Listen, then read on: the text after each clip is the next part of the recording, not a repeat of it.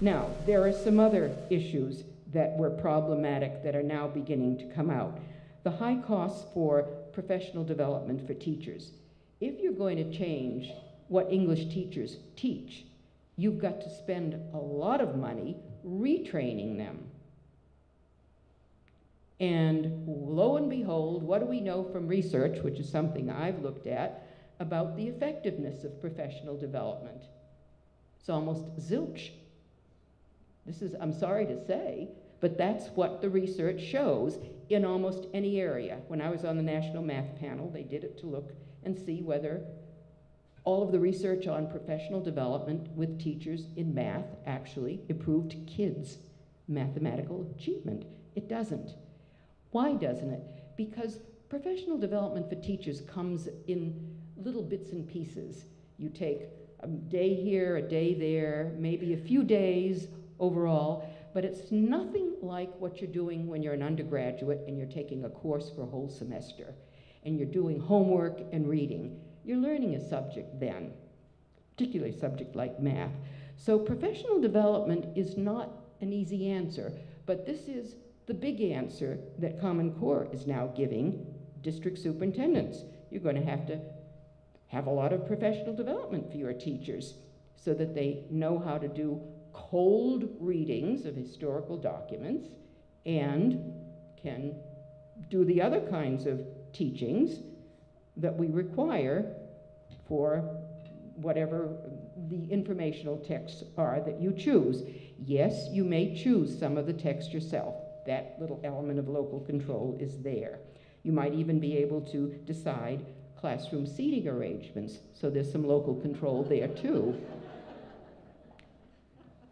But you're going to have to work out at possibly the state level a good teacher evaluation system. These are things still in the works, so I can't speak in any way definitively about that.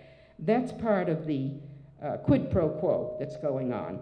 Let's figure out how much weight should be attached to the scores the kids get on the tests. How do we make the teacher accountable for the kids' scores?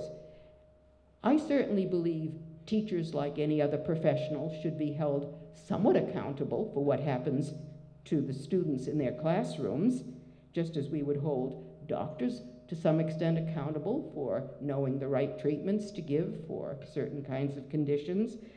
But should they be held accountable for 50% of a kid's score, 75%? We don't know. There's no way to know. And these are things that are being jockeyed about.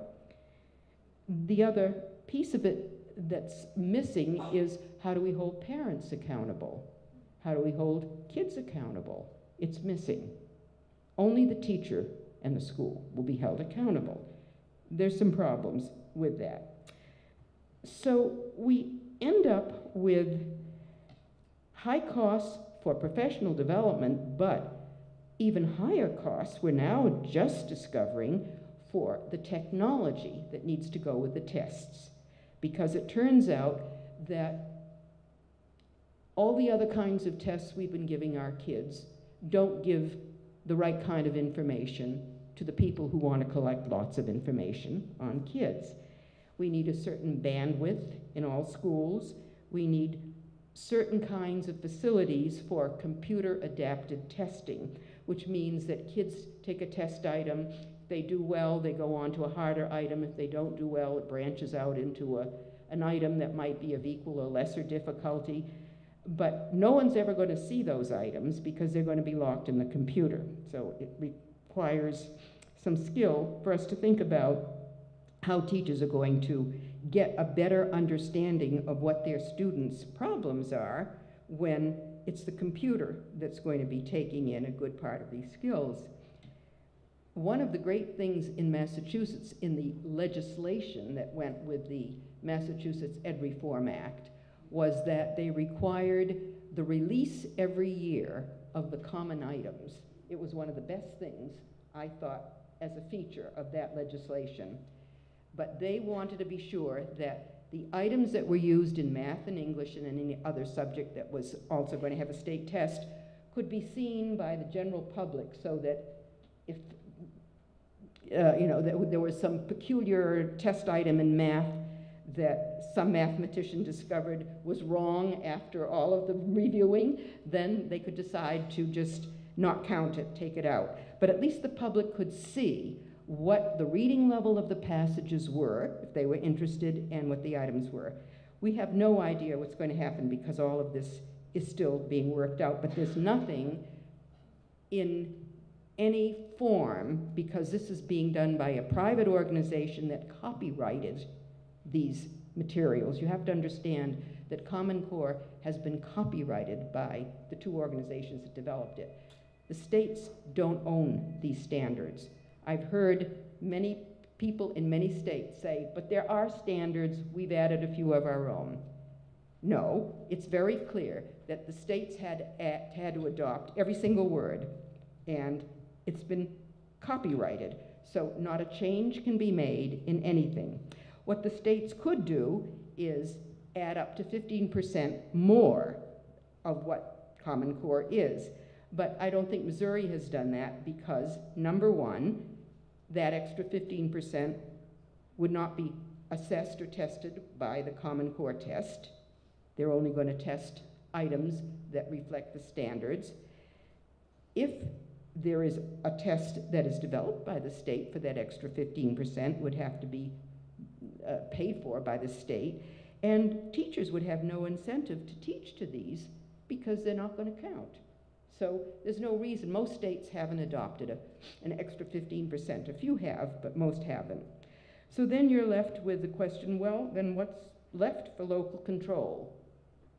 Yes, you can choose a few of the texts in reading and in English to fit each of the 250%, but in math, it's all there. It's all spelled out.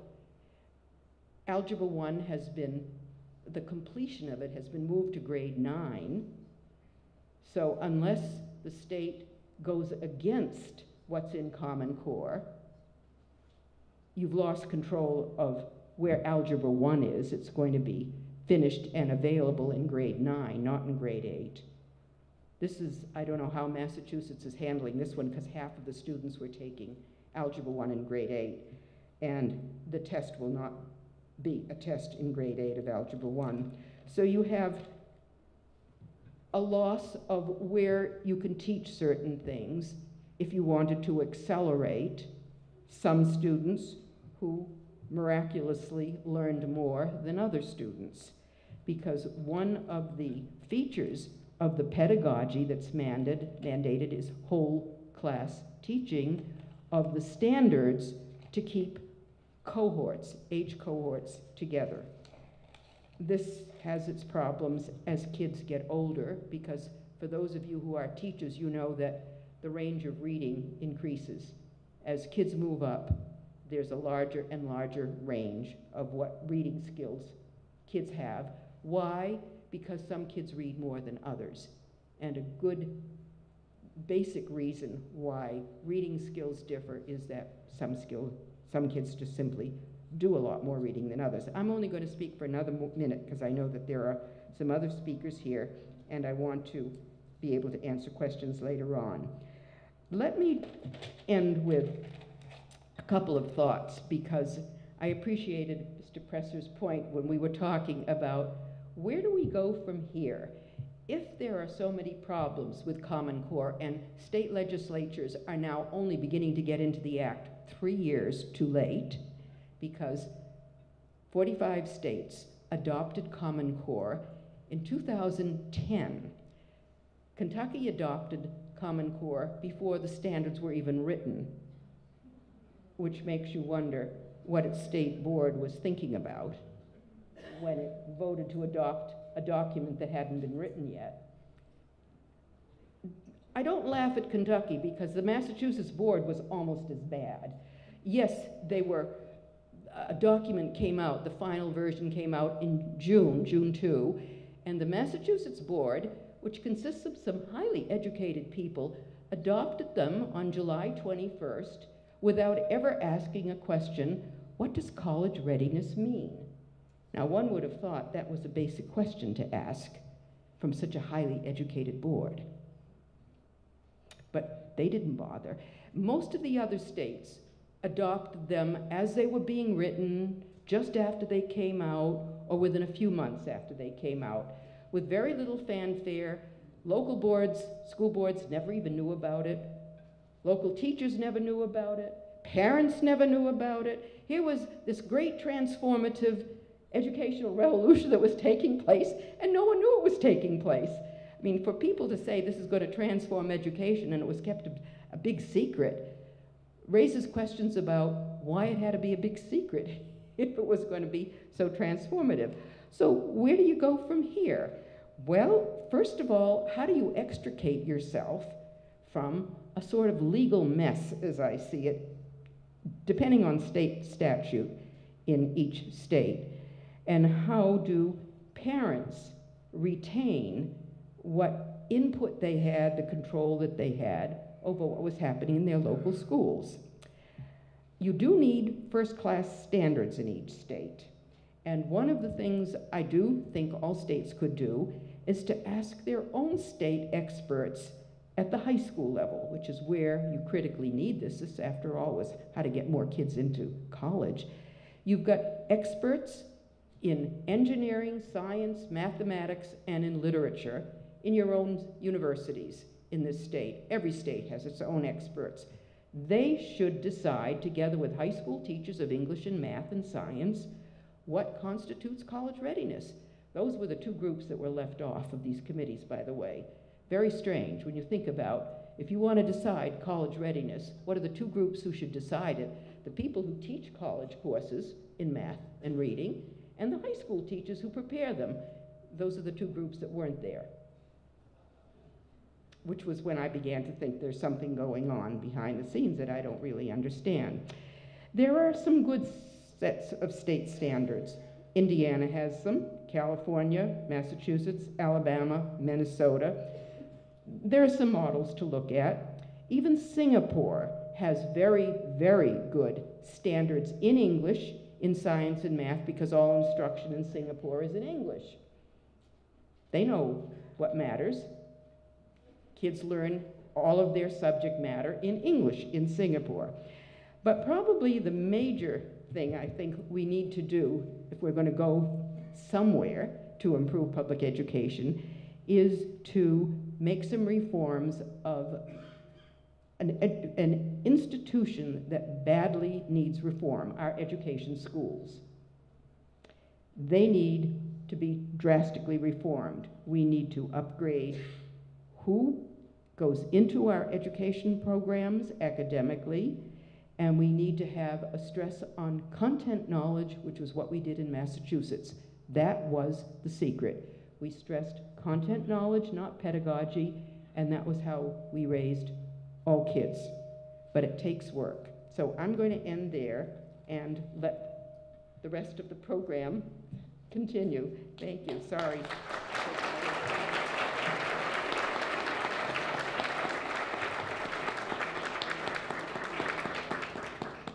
Did you guys learn something there?